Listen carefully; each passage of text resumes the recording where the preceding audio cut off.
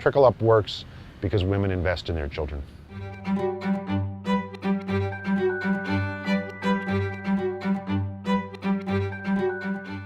I'm Bill Abrams, and I'm the president of Trickle Up.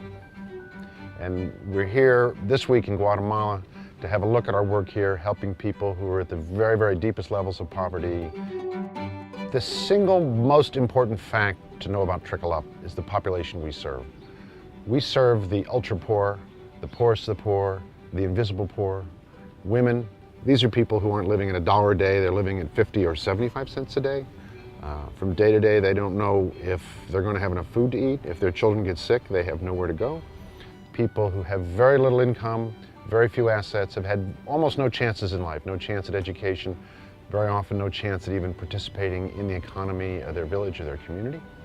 Very often because they're women, because they're poor, they're excluded from the opportunities of their society, of their communities, of their villages. People who have disabilities are almost always excluded from opportunity. The nature of poverty is that it's intergenerational. The people we work with, their parents' lives, their grandparents' lives, are all the same. So poverty passes on from generation to generation. It's a terrible legacy.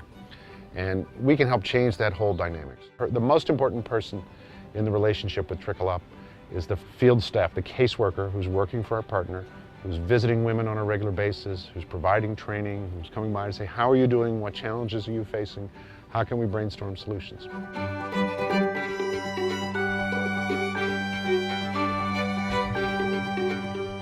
Here in Guatemala, we're meeting people who have only been in the Trickle Up program for about 6 months, so they're only about 1/3 of the way through it. And I'm already seeing that they have a business going, that they're active in their savings groups, and they just have a smile on their face and a confidence about their countenance that they didn't have when we first met them 6 months earlier.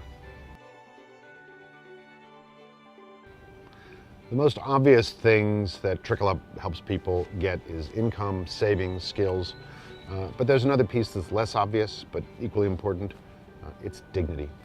So imagine if you've lived a life of poverty, a life of marginalization, a life of victimization, it's hard to feel confident, it's hard to feel dignified.